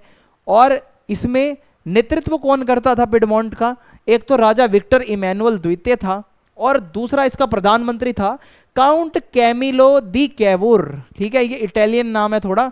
तो इन लोगों ने मिलकर ये इटली को एक करने में महत्वपूर्ण भूमिका निभाई। जो कैवुर, जो कि इनका प्रधानमंत्री था, कैवुर एक यथार्थवादी नेता था जो ये चाहता था कि भाई सबसे पहले अपना फायदा होना चाहिए। यथार्थवादी लोगों का यही रहता है, भाई अपना बेनिफिट पहले देखते हैं। तो उन्होंने क्रांतिकारी तरीकों के बजाय कूटनीति पे ज़्यादा ध्यान दिया, डिप्लोमेसी पे ज़्यादा ध्यान दिया, गठबंधन बनाने पर ज़्यादा ध्यान दिया, और सैन्य शक्ति को बढ़ाने पे ज़्यादा ध्यान दिया। इन्होंने सोचा हमें इन तीन चीज़ों पे काम करना चाहिए। एक तो थोड़ा कूटनीतिक तरीके से दिमाग से खेलो, अपनी सेना को थोड़ा मजबूत करो, और गठबंधन बनाओ। उनका उद्देश्य ऑस्ट्रिया को इटली से बाहर निकालना और उत्तरी राज्यों को पिडमोंट के नियंत्रण में लाना था। मैंने आपको बताया ना पिडमोंट उत्तर में है, तो इनका पहला टारगेट था अपना उत्तर का जो एरिया है जो ऑस्ट्रिया के कंट्रोल में था उसको अपने पास लाओ पहले। भाई स्टेप बाय स्टेप होगा ना, एक साथ तो पूरा इटली आ नहीं जाएगा आपके पास। फिर क्या होता है, ऑस्ट्रिया के साथ युद्ध होता है इनका 1859 में। जो ये प्रधानमंत्री था इनका पिडमोंट वालों का, कैवुर, उसने फ्रांस के सम्राट नेपोलियन तृतीय के साथ एक गठबंधन बनाया। समझ रहे हो, नेपोलियन थर्ड के साथ इन्होंने गठबंधन बनाया, जिसके तहत इस कैवुर नाम के आदमी ने, प्रधानमंत्री ने, फ्रांस को सैन्य समर्थन के बदले नाइस और सेवोय क्षेत्रों का वादा किया। इन्होंने बोला भाई देखो नेपोलियन जी, आप हमारी मदद करोगे, हम आपको एक जगह है नाइस और एक जगह है सबोय, वो हम आपको बदले में देंगे अगर आप हमारी मदद करते हो। तो समझौता हुआ। समझौता यही था कि ऑस्ट्रिया के खिलाफ युद्ध में पिडमोंट की स्थिति को मजबूत करना। भाई क्योंकि पिडमोंट को अकेले लड़ पाना थोड़ा मुश्किल था, तो उन्होंने नेपोलियन थर्ड का सहारा लिया और एक गठबंधन बनाया उसके साथ। मैंने बोला ना भाई, कैवुर के मन में ये था गठबंधन बनाना है, कैसे भी हराना है इनको। फिर है ऑस्ट्रो सोर्डेनियन युद्ध, यानी कि दूसरा युद्ध था इटली को आज़ाद कराने के लिए। हुआ क्या, 1859 में ये युद्ध शुरू हुआ, जिसमें इतालवी यानी कि इटालियन और फ्रांसीसी सेनाओं ने मेजेंटा और सोल्फेरिनो की लड़ाइयों में विजय प्राप्त करी। यानी कि ये लड़ाई चली थी जिसमें एक तरफ वो लोग थे जो इटली को एक करना चाहते थे, दूसरी तरफ ऑस्ट्रिया वाले लोग थे जो उस पर कब्जा बना के रखना चाहते थे। इस युद्ध का परिणाम यह हुआ कि ऑस्ट्रिया को लोम्बार्डी को पिडमोंट को सौंपने के लिए मजबूर होना पड़ा। पिडमोंट जो हमारा राज्य है जो इटली को एक करना चाहता था, उसको भाई जीत मिली यहाँ पे। हालांकि वेनेटिया अभी भी ऑस्ट्रिया के नियंत्रण में था। एक वेनेटिया नाम से जगह है, वो अभी भी ऑस्ट्रिया के कंट्रोल में थी। हालांकि जो लोम्बार्डी नाम से जगह है वो पिडमोंट को दे दी गई। अब यहाँ पे अगला नाम आता है जूसेप गैरिबेल्डी की क्या भूमिका थी इटली को जोड़ने में। तो देखो, जो जूसेप गैरिबेल्डी है, पहले तो आप इनका फोटो देखो, आपको फोटो से लग रहा होगा बंदा कोई तो भाई खतरनाक है, इटली का झंडा लेके घूम रहा है, कोई तो राष्ट्रवादी होगा। तो जो जूसेप गैरिबेल्डी था वो इटली के एकीकरण में बहुत महत्वपूर्ण सैन्य नेता के रूप में ये उभरा, यानी कि सेना को कंट्रोल कर रहा था। 1860 में उन्होंने रेड शर्ट्स नाम से एक छोटी स्वयंसेवी सेना के साथ अभियान शुरू किया। खुद की सेना बनाई लोकल लेवल पर, जिसका नाम था रेड शर्ट्स। लाल शर्ट पहन के निकल पड़ो इटली को एक करने के लिए। तो इसका उद्देश्य यही था, दक्षिणी इटली और सिसिली को मुक्त कराना। देखो, नॉर्थ वाला जो इटली है उसके लिए पिडमोंट काम कर रहा था, साउथ वाला जो इटली है उसके लिए गैरिबेल्डी अपनी छोटी छोटी सेनाएं बनाकर लड़ रहा था। तो अब आगे देखो क्या होता है। गैरिबेल्डी का अभियान, जिसे 1000 का अभियान यानी कि एक्सपेडिशन ऑफ द थाउजेंड्स नाम से भी जाना जाता है, वो जो है सफल रहा। बंदा कामयाब हो गया भाई। उसने नेपल्स और सिसिली में बर्बन राजवंश को उखाड़ फेंका। देखो, नेपल्स और सिसिली में बर्बन राजवंश नाम से एक राजवंश शासन करता था, ठीक है। तो इनको उखाड़ फेंका, जिससे इटली के दक्षिणी हिस्से के एकीकरण का मार्ग खुल गया। यानी कि अब दक्षिण के हिस्से में ये बंदा कंट्रोल करने में लगभग कामयाब हो गया। फिर इसके बाद आता है यहाँ पे जो ये गैरिबेल्डी नाम से बंदा था, इसने दक्षिणी क्षेत्रों का नियंत्रण राजा विक्टर इमैनुअल II को सौंप दिया। अब ये राजा विक्टर कौन है याद है? जो पिडमोंट वाला राजा था मेन, ठीक है, जिसका बंदा कैवूर था ना। तो ये पिडमोंट वाला ही जो बंदा है, जो राजा था, उसको ये कंट्रोल दे दिया, जिससे इटली के उत्तर और दक्षिण का सर्डेनिया के राजतिलक के अधीन एकीकरण हो गया। अब जो सर्डेनिया है वही तो आपका पिडमोंट है ना। अब पिडमोंट को उत्तरी वाला इटली भी मिल गया, दक्षिणी वाला इटली भी मिल गया। तो अब धीरे धीरे एकीकरण की प्रक्रिया और तेज हो गई। अब आगे समझते हैं क्या है मध्य। अब रह गया बीच वाला इटली। नॉर्थ और साउथ का तो काम हो गया बढ़िया। अब मध्य इटली का एकीकरण कैसे हुआ देखो। तो उत्तर में पिडमोंट वालों ने काम सही कर दिया, दक्षिण में गैरिबेल्डी ने सही काम करवा दिया इनका। अब मध्य इटली के क्षेत्र, जिसमें टस्कनी, पार्मा, मेडोना और पोप राज्य जो थे, उसमें क्या हुआ, एक जनमत संग्रह आयोजित किया गया, जिसको प्लेबिसाइटिस भी कहा जाता है, ठीक है, प्लेबिसाइट्स भी कहा जाता है। जनमत संग्रह का मतलब है जनता से पूछ लो कि आप क्या चाहते हो, कि इटली को एक बनाया जाए या अलग रखा जाए। तो ये जो जनमत हुआ, इसमें जनता ने नवगठित इटली के साम्राज्य में शामिल होने के पक्ष में मतदान किया। अब जनता ने बोल दिया भाई हमें चाहिए इटली, और वो भी ऐसा इटली जो एकीकृत इटली हो। फिर है वेनेटिया और रोम का एकीकरण। हुआ क्या, 1866 में वेनेटिया नाम से जो एक जगह थी, वेनेटिया पर अभी भी ऑस्ट्रिया का शासन था। मैंने ये नाम पीछे भी लिया था कि ऑस्ट्रिया के पास अभी भी राइट था वेनेटिया वाला। तो वेनेटिया का जो शासन था उसमें क्या हुआ, एक युद्ध हुआ, प्रशिया ऑस्ट्रिया का युद्ध हुआ 1866 में। उसमें इटली ने प्रशिया के साथ गठबंधन कर लिया। समझ रहे हो, इटली उसके साथ गठबंधन कर रहा है जिसकी ऑस्ट्रिया के साथ दुश्मनी है। तो भाई प्रशिया के साथ गठबंधन बना लिया, युद्ध में पर्शिया जीत गया और ऑस्ट्रिया को, वेनेटिया को, इटली को सौंपना पड़ा। अब मेन लड़ाई सारी वेनेटिया और रोम पे आके बची हुई थी, वेनेटिया आ गया अपने पास, इटली के पास। तो इस प्रकार वेनेटिया इटली में शामिल हो जाता है और लगभग अब पूरा एकीकरण का प्रोसेस खत्म होने वाला है, बस रोम बचा है, क्योंकि ये जो है पोप राज्यों के अधीन था। तो रोम में क्या है, पोप राज्यों के ये अधीन था और फ्रांसीसी सैनिकों द्वारा संरक्षित था। अब जो फ्रांस वाले बंदे थे वो थोड़ा इस पे कंट्रोल बना के बैठे हुए थे रोम के ऊपर। तो 1817 में फ्रांस पर्शिया का युद्ध हुआ, फ्रैंको पर्शियन वॉर जिसको कहा जाता है। और इस वॉर के बाद फ्रांस ने रोम से अपनी सेनाएं हटा ली और इसका फायदा उठाते हुए इटली की सेना पहुंच गई, रोम पे कब्जा हो गया और 1871 में रोम भी इटली का एक हिस्सा बन गया और इस तरीके से एक पूरा इटली का साम्राज्य बना। मैंने आपको बताया नॉर्थ में क्या हुआ, साउथ में क्या हुआ, मिडल वाला कैसे इटली का जो एरिया था वो जुड़ा। तो कुछ मेन लोगों के नाम याद रखना। एक तो ज्यूसेप मैजिनी, जो कि एक ऐसे नेता थे जिन्होंने इटली को एक करने के लिए बहुत ज्यादा लोगों में एक जोश भरा, आंदोलन चलाए। काउंट कैमिलो डी कूवर, जो कि एक प्रधानमंत्री थे पिडमोंट के, उन्होंने अपने कूटनीतिक दिमाग का ज़्यादा इस्तेमाल किया, गठबंधन बनाए, जिसकी वजह से ये सब हो पाया। और इसके अलावा ज्यूसेप गैरिबेल्डी, जो कि साउथ इटली के अंदर बहुत ज़्यादा फेमस थे, साउथ एरिया को इन्होंने जोड़ने का काम किया, रेड शर्ट्स नाम से अपनी खुद की भी सेना बनाई। तो एट दी एंड पिडमोंट को सौंप दिया सब कुछ। तो इस तरीके से ये हुआ क्या कि भाई कुछ कूटनीतिक गठबंधन बनाए गए। कैवुर ने जैसे कि अलग अलग लोगों के साथ, नेपोलियन के साथ गठबंधन बना लिया, जिससे ऑस्ट्रिया के खिलाफ वो जीत गए। तो इस तरीके से अलग अलग ये चीज़ें ऑलरेडी डिस्कस मैं कर चुका हूँ और ये आपके सामने समराइज वे में लिखा हुआ है। अब हम ये देखेंगे कि भाई इटली जब एक हो गया, एकीकरण का महत्व क्या था, क्या इंपॉर्टेंस है इटली के एकीकरण की। तो हुआ क्या कि एक तो विदेशी प्रभुत्व का अंत हो गया, जो बाहर के लोग इटली पर शासन कर रहे थे वो चले गए और विदेशी नियंत्रण का अंत हुआ। और इसके अलावा राजनीतिक एकीकरण हो गया, जो इटली टुकड़ों में बटा हुआ था। ठीक है, हुआ क्या, इटली ने खंडित और अक्सर पिछड़े राज्यों के संग्रह से सवोय राजवंश के तहत एक संवैधानिक राजतंत्र में परिवर्तन किया। राजा विक्टर इमैनुअल सेकंड एकीकृत इटली के पहले राजा बने। तो अगर आपसे कोई पूछे इटली का जब एकीकरण हुआ तो उसका पहला राजा कौन बना, तो वो वही पिडमोंट वाला था, राजा विक्टर इमैनुअल द सेकंड। और पिडमोंट सोर्डेनिया से शुरू होकर पूरे इटली का नेतृत्व इन्होंने संभाला, पूरे इटली को कंट्रोल किया।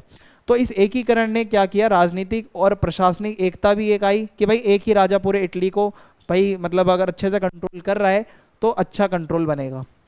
फिर है अन्यत्र राष्ट्रवाद की प्रेरणा। इसका मतलब है इटली के एकीकरण में जब सफलता मिली तो यूरोप के बाकी जगहों पर भी एकीकरण के लिए एक मोटिवेशन का मैसेज गया। विशेष रूप से ऑटो वन बिस्मार्क के नेतृत्व में जर्मनी का एकीकरण। अब हमारा अगला टॉपिक ये है, जर्मनी का एकीकरण कैसे हुआ। इटली के एकीकरण से प्रभावित होकर अब जर्मनी में भी एक मोटिवेशन फैल गया कि भाई जर्मनी भी टुकड़ों में बटा हुआ है, उसको भी हमें एक करना है। ठीक है, तो हुआ क्या, हालांकि 1871 तक राजनीतिक एकीकरण पूरा हो चुका था, इटली प्रॉपर एक देश बन चुका था, साम्राज्य बन चुका था, लेकिन इटली के भीतर सामाजिक और आर्थिक विभाजन अभी भी था। कुछ लोग सामाजिक रूप से बहुत ऊपर थे, कोई पिछड़ा हुआ था, कोई गरीब था, अमीर था। तो उत्तर का जो इटली था वो आर्थिक रूप से ज़्यादा आगे था, दक्षिण का इटली थोड़ा गरीब था, जिससे आंतरिक तनाव बढ़ गया और 20वीं सदी तक ये तनाव चलता रहा, मतलब प्रॉब्लम बनी हुई थी कुछ ना कुछ। तो अब जो हमारा अगला टॉपिक है वो है जर्मनी का एकीकरण। ठीक है, तो अभी हमने इटली का एकीकरण समझ लिया है, अब हमारा अगला टॉपिक है जर्मनी का एकीकरण। हम इसको समझेंगे कि जर्मनी में कैसे एकीकरण हुआ। तो मेरे पीछे जो है जर्मनी का फ्लैग है, इटली के बारे में आपको समझ आ गया होगा भाई क्या क्या एफर्ट्स हुए थे वहाँ पे। तो अब जर्मनी को समझते हैं। तो 1871 से पहले जर्मनी एक देश नहीं था, बल्कि ये छोटे छोटे राज्यों में बटा हुआ था। और 1815 में नेपोलियन की हार के बाद जर्मनी में 39 से ज़्यादा राज्य थे। जब नेपोलियन हारा था तो जर्मनी 39 राज्यों में बटा हुआ था और जिनमें 2 शक्तिशाली राज्य थे, प्रशिया और ऑस्ट्रिया। ठीक है, ये प्रभुत्व के लिए स्पर्धा कर रहे थे। ठीक है, आप ये समझ लो जो पूरा जर्मनी है वो 39 राज्यों में बटा हुआ था और इसके ऊपर कंट्रोल करने के लिए एक तरफ प्रशिया था और एक तरफ जो है वो ऑस्ट्रिया था। ये दोनों चाहते थे कि हमारा प्रभुत्व बने, हमारा प्रभुत्व बने, तो इनका युद्ध हुआ था। अब मैं आपको समझाता हूँ स्टेप बाय स्टेप हुआ क्या था। तो इन राज्यों को एक एकीकृत देश बनाने के लिए जर्मनी में जो है एक प्रक्रिया को ही हम जर्मनी का एकीकरण कहते हैं, जो 1871 तक एकीकरण इसका पूरा हो चुका था। तो जर्मनी के एकीकरण के कितने चरण थे, कैसे कैसे एकीकरण हुआ, वो मैं आपको बताने जा रहा हूं। पर्शिया और ओटो वन बिस्मार्क, या ओनली बिस्मार्क नाम से जो जाने जाते हैं। पर्शिया जो है वो जर्मन राज्यों में सबसे मजबूत था और सबसे ज्यादा शक्तिशाली राज्य था। पर्शिया के प्रधानमंत्री थे ओटो वन बिस्मार्क। बिस्मार्क जो था ना, वो इतना ज्यादा तेज दिमाग वाला था और इतना शक्तिशाली आदमी था, आप सोच भी नहीं सकते। इसने बहुत बड़ी भूमिका निभाई। तो देखो ये क्या है, unification of Germany by Persia, ये एक मैप है जो आपको नजर आ रहा होगा। तो इसके अंदर आप ये देख सकते हो कि जो आपका हरे कलर में आपको दिख रहा है, ये पर्शिया का वो था साम्राज्य, कि जहां जहां पर पर्शिया वालों का कब्जा था। जो आपको भाई दिख रहा है कि यहाँ से कितने टुकड़ों में जो है आपका जर्मनी बटा हुआ है, ये एक देश नहीं था बल्कि टुकड़ों में बटा हुआ था। बिस्मार्क ने रक्त और लौह नाम की एक नीति बनाई, ठीक है, ब्लड एंड आयरन, रक्त और लौह। इसका मतलब था कि उनका मानना था सैन्य शक्ति और व्यवहारिक राजनीति जर्मनी को एकजुट करेगी, ना कि भाषण या शांतिपूर्ण समझौता। रक्त और लौह का मतलब होता है कि भाई सीधा जाओ और उस जगह को छीन के लाओ, चाहे लड़ना पड़े, चाहे किसी को मारना पड़े, चाहे किसी को काटना पड़े, कोई शांति नहीं चाहिए, कोई भाषण नहीं देना, अपने को सीधा भाई एक्शन लेना है। और ये बंदा बहुत दिलेर आदमी था। युद्ध जिसके कारण एकीकरण हुआ, क्या हुआ, बिस्मार्क ने युद्धों का रणनीतिक इस्तेमाल करके जर्मन राज्यों को पर्शिया के अधीन एकजुट किया। यानी कि बिस्मार्क ने बहुत सारा मतलब बहुत ज्यादा युद्ध लड़े और इन युद्धों ने ऑस्ट्रिया और अन्य प्रतिद्वंदियों को कमजोर कर दिया, जिससे एक एकीकरण का मार्ग खुल गया। यानी कि बिस्मार्क ने जितने भी युद्ध लड़े वो जीतता जा रहा था, जीतता जा रहा था। सबसे पहला युद्ध होता है युद्ध नंबर 1, डेनिश युद्ध 1864 में। तो डेनिश युद्ध में क्या हुआ था, इसको हम समझते हैं। ये डेनमार्क के विरुद्ध हुआ था। क्यों हुआ था, क्योंकि दो क्षेत्र हैं, श्लेस्विग और हॉलस्टीन पर नियंत्रण करने के लिए जहां कई जर्मन रहते थे। हुआ क्या, एक जगह थी, डेनमार्क के खिलाफ इस जगह को अपने अंडर करने के लिए ये युद्ध हुआ। परिणाम ये हुआ कि प्रशिया जो था वो ऑस्ट्रिया के साथ मिलकर उसने डेनमार्क को हरा दिया और श्लेस्विग और प्रशिया के पास चला गया, जबकि हॉलस्टीन ऑस्ट्रिया के पास चला गया। तो अभी तक ये प्रशिया और ऑस्ट्रिया आपस में लड़ नहीं रहे हैं, अभी तक तो इन्होंने आधा आधा बांट लिया, एक हिस्सा उसने रखा, एक हिस्सा इसने रखा। फिर इसके बाद आता है युद्ध नंबर 2, ऑस्ट्रो प्रशिया युद्ध 1866। यानी कि इससे 7 सप्ताह का युद्ध भी कहा जाता है, क्योंकि ये 7 हफ्तों तक लड़ा गया था, बहुत लंबा चला था ये युद्ध। ये ऑस्ट्रिया के विरुद्ध हुआ था। क्यों, क्योंकि भाई जर्मन मामलों से ऑस्ट्रियाई प्रभाव को हटाना, यानी कि ऑस्ट्रिया कुछ ज्यादा ही जर्मनी में इंटरफेयर कर रहा था। तो हुआ क्या, पर्शिया ने जीत हासिल करी और उत्तरी जर्मन परिसंघ का गठन किया, जिससे उत्तरी जर्मन राज्य उसके नियंत्रण में आ गए। हुआ क्या, अभी तक तो पर्शिया और ऑस्ट्रिया मिलकर जगह बांट रहे थे, ले रहे थे, लेकिन अब इसको लग गया बिस्मार्क को कि भाई ऑस्ट्रिया थोड़ा ज्यादा ही अंदर घुस रहा है जर्मनी में, तो इसका पहले हिसाब करते हैं। और उसके बाद उत्तरी जर्मनी का जो ज्यादातर हिस्सा था वो आ गया अब इसके प्रशिया के हाथ में। फिर है फ्रैंको प्रशियन वॉर 1870 से 1871, युद्ध नंबर 3, और बहुत ही बड़ा खतरनाक युद्ध था। फ्रांस के खिलाफ ये युद्ध लड़ा गया। क्यों, क्योंकि बिस्मार्क जो है वो दक्षिणी जर्मन राज्यों को एकजुट करना चाहता था। उत्तरी वाला तो उसने ऑलरेडी कर दिया था ऑस्ट्रिया को हरा के, अब वो फ्रांस के साथ जो युद्ध हुए उसे प्रशिया के इर्द गिर्द लामबंद कर देगा। हुआ क्या कि भाई वो ये चाहता था जर्मनी को अब मैं एक करूं और फ्रांस को भी हरा दूं। तो पर्शिया ने फ्रांस को हराया और इस जीत ने सभी जर्मन राज्यों में राष्ट्रीय गौरव को जगाया।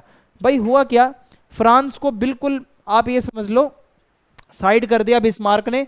फ्रांस को अल्सेस लोरेन को जर्मनी को सौंपना पड़ा, जिसे जर्मन और भी अधिक एकजुट हो गए। फ्रांस के दो डिस्ट्रिक्ट थे, एल्सेस और लोरेन। एल्सेस और लोरेन जर्मनी को सौंपने पड़े हारने के बाद, फ्रैंको पर्शियन वॉर हारने के बाद। तो आप मान लो बिस्मार्क ने इनको भी हरा दिया।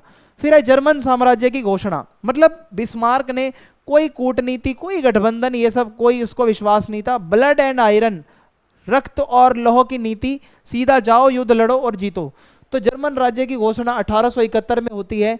फ्रैंको प्रशियन वॉर, जो फ्रांस प्रशिया का युद्ध हुआ, उसमें जीत के बाद सभी जर्मन राज्य एकजुट होने के लिए एक सहमत हुए और 18 जनवरी 1871 को जर्मन राज्यों के नेता प्रशिया के राजा विलेम I को पहला जर्मन सम्राट घोषित किया गया और वर्साय के महल में एकत्र सभी लोग हुए थे। यानी कि पहला राजा जो है, उस पहले राजा का नाम था विल्हेम फर्स्ट, ये पहला राजा बना।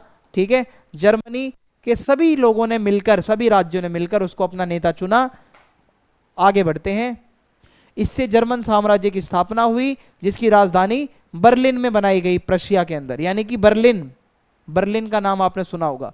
जर्मनी के प्रशिया के अधीन एकजुट होने के कारण क्या थे कि भाई प्रशिया के ही अधीन क्यों हुआ जर्मनी एकजुट, और कोई क्यों नहीं कर पाया? क्योंकि इसके पीछे का रीजन समझो आप क्या है। प्रशिया की सैनिक शक्ति बहुत ज्यादा थी भाई। प्रशिया के पास एक मजबूत सेना थी। उनका जो नेतृत्व कर रहा था जो बंदा बिस्मार्क, वो बहुत पावरफुल बंदा था। आर्थिक रूप से प्रशिया जो है, आप देखोगे प्रशिया ने जोल वेरिन का नेतृत्व किया, जो एक सीमा शुल्क संघ था, जिसने जर्मन राज्यों के बीच व्यापार को आसान बनाया, जिससे आर्थिक एकता का निर्माण हुआ। यानी कि एक ऐसा सीमा शुल्क, बॉर्डर का जो एक टैक्स लगाया जाता है, उसका एक संघ होता है जिसका नाम था जोल वेरिन, उसको प्रशिया कंट्रोल करता था। तो वो जर्मन वाले लोगों को थोड़ा रियायत दे देता था, जिससे होता क्या था कि जर्मनी के लोगों की एकता बढ़ी और जर्मनी के लोगों का विश्वास बना उस बंदे में। बिस्मार्क का नेतृत्व तो बार बार आएगा जर्मनी के एकीकरण में कि भाई बिस्मार्क के कूटनीतिक कौशल, उसका दिमाग, और जो उसने युद्ध लड़ा, जो उसने दिलेरी, जो उसने साहस का परिचय देते हुए जर्मनी को एकीकृत किया, उसको जर्मनी हमेशा याद रखता है। फिर है साझा जर्मन पहचान। इसका मतलब है अलग अलग शासकों के बावजूद इन राज्यों के लोग एक ही भाषा बोलते थे, वो थी जर्मन। चाहे जर्मनी बेशक से अलग अलग राज्यों में बटा हुआ था, पर लैंग्वेज वहां पर जर्मन ही चलती थी और समान रीति रिवाज थे हर जगह पे। तो इससे एक भावना बनी। जर्मन एकीकरण का प्रभाव क्या हुआ, अब वो मैं आपको बता देता हूं एक बारी। तो इसका प्रभाव ये हुआ कि जर्मनी यूरोप में एक शक्तिशाली देश बन गया। ठीक है, और यूरोप में अब क्या है कि जो पहले फ्रांस बहुत शक्तिशाली था, अब धीरे धीरे और भी शक्तिशाली देश बनने लगे उसके आसपास, जिससे भविष्य में कोई ऐसा एक देश का दबदबा नहीं रहेगा। हुआ क्या, यूरोप में शक्ति संतुलन बदल गया, जिससे तनाव पैदा हुआ, जिसने भविष्य के संघर्षों में योगदान दिया, जैसे प्रथम विश्व युद्ध भी शामिल है। अब धीरे धीरे हुआ क्या, फ्रांस तो चलो अब नहीं रहा मजबूत, पर जर्मनी बहुत ज्यादा मजबूत हो गया। अब जर्मनी जब मजबूत हो गया तो इससे क्या है, आगे विश्व युद्ध वगैरह ये सब भी हुए। ठीक है, फ्रांस जो है वो अल्सेस लोरेन क्षेत्र को खोने के बारे में कड़वाहट से भरा रहा, जिससे संबंधों में और तनाव पैदा हो गया। अल्सेस लोरेन फ्रांस के 2 जिले थे जो जर्मनी ने कब्जा कर लिया था। इस बात को लेकर जो है फ्रांस के मन में बहुत कड़वाहट आ गई थी। संक्षेप में बताऊं तो जर्मनी का जो ये एकीकरण हुआ, इसमें ओटोमन बिस्मार्क का नेतृत्व बहुत ज़्यादा प्रशंसनीय है, मतलब उनकी प्रशंसा की जानी चाहिए।